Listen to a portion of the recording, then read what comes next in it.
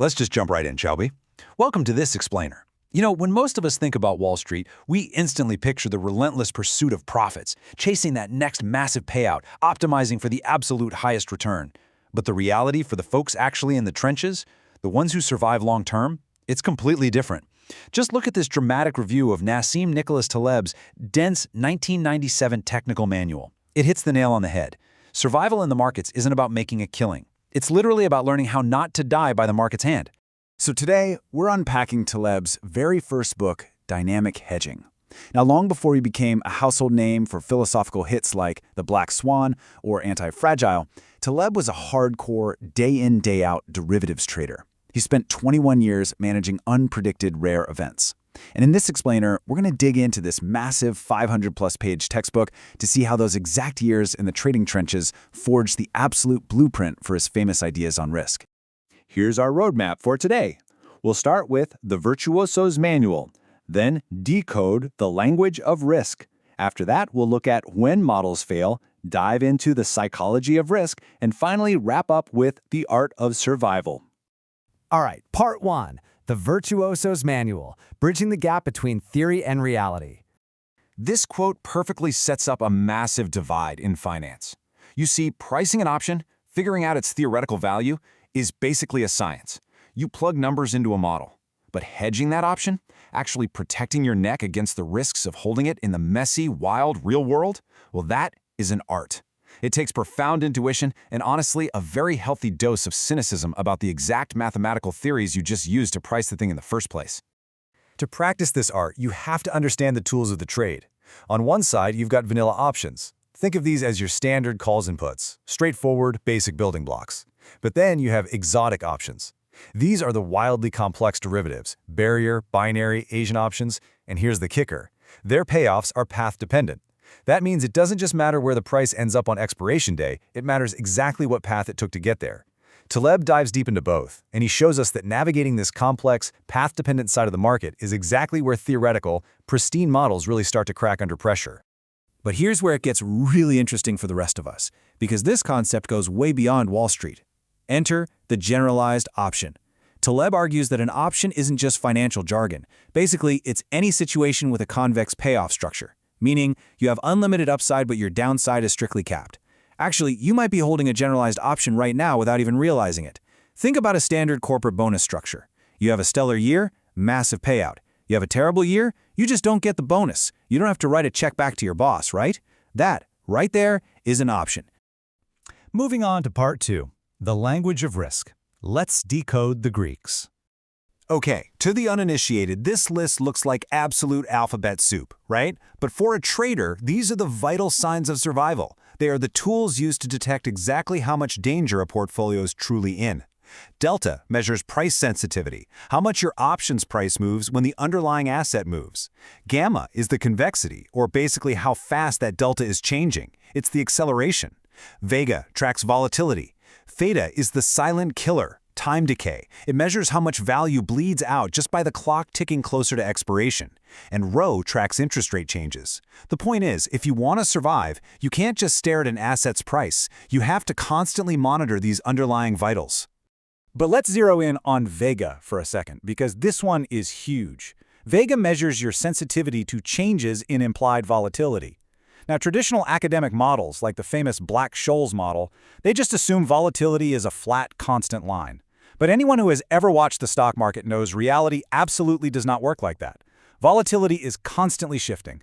This makes Vega a massive focal point. Traders use it to hunt down market wrinkles, things like volatility smiles and skews, where the market is clearly pricing extreme moves totally differently than standard math says it should. Vega basically tells you how brutally exposed you are to the market's changing mood swings.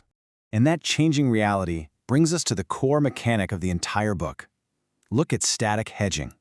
This is the idea of setting up a protective position, walking away, and assuming the market will just behave predictably. It's a nice thought, right?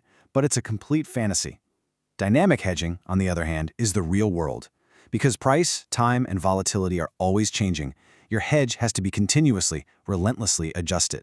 If you only take away one thing from the mechanics of this explainer, let it be this: you are never truly safe. Static hedging is a myth. Dynamic hedging is the exhausting, continuous reality of managing risk and staying alive. Which leads us straight into part 3, when models fail, the wrinkles of real markets. The biggest, most violent collision between academic theory and actual reality happens right here with fat tails. Standard finance relies heavily on the Gaussian bell curve. You know, the idea that extreme events are so rare they are statistically negligible, just ignore them, they say. But if you look at real market returns, the tails of the distribution are much, much fatter than a bell curve predicts. Extreme, earth-shattering market events are vastly more common than the models say they are. This exact concept is the foundational seed of Taleb's later Black Swan theory. It's a blaring warning that the unthinkable isn't just possible, it's actually highly probable. And that fat tail risk leads us to a genuinely terrifying question. Those beautiful academic models we talked about, they all rely on one massive, unspoken assumption: continuous liquidity.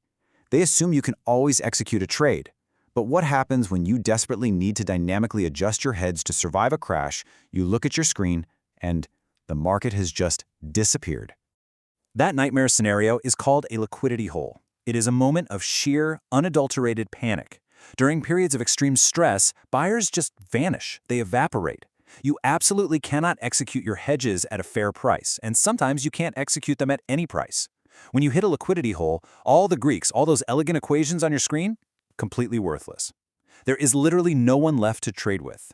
This is exactly why those famous portfolio insurance strategies failed so catastrophically during the 1987 stock market crash.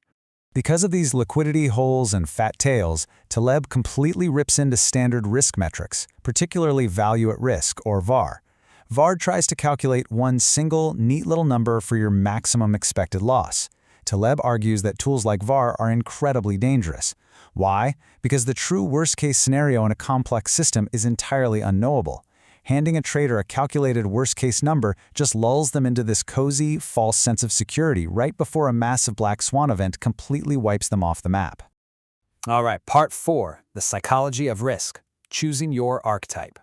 When you look at how traders operate in this chaotic environment, there's a stark dichotomy.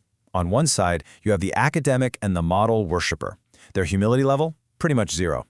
They orient all their risk around theoretical purity, trying to perfectly optimize for the highest return. But their fatal blind spot is that they totally ignore the messy, practical reality of the market. On the flip side, you have the survivor and the virtuoso. These folks operate with extreme humility. They don't waste time trying to optimize perfectly. Their only goal is survival and adaptability. In a complex, fast-moving world, you absolutely want to emulate the virtuoso or the survivor. Their high humility is their superpower. It allows them to navigate exactly what the theories miss. And that humility is absolutely essential because of the fundamental difference between on-model risk and off-model risk. On-model risks are the calculable dangers, right? The stuff the Greeks tell you about. But off-model risks, those are the unknown unknowns, the liquidity holes, the sudden regime shifts, the unpredictable, wild chaos. The academic and the model worshiper inevitably gets destroyed by off-model risks because they naively believe the map is the actual territory. They forget they're navigating the real world, not a spreadsheet. Which brings us to our final section, part 5, the art of survival, how not to die in the markets. If you want to be a virtuoso, you have to internalize 3 critical steps. Number 1, embrace humility. Always, always question your basic assumptions. If the market disagrees with your model, guess what? The model is wrong, not the market. Number 2, hedge dynamically. The world doesn't stand still, so your defenses must constantly adjust to reality, not to some static, dusty plan. And number 3, prepare for fat tails. You have to assume that extreme, off-model events aren't just possible, but completely inevitable. Being a virtuoso means building this urgent, deeply adaptable resilience so you're ready when everything goes entirely haywire. You know, ultimately, this isn't just a lesson about financial markets. It's a profound framework for navigating life's uncertainties. Every single one of us faces off-model risks, whether it's in our careers, our businesses, or just our daily lives. So I'm going to leave you with this final thought to ponder. In a world completely full of fat tails and unforeseeable chaos, are you blindly optimizing for perfection based on a flawed model? Or are you actively, dynamically hedging so you can survive? Think about it, because mastering the art of survival, well, that is the true secret of the virtuoso.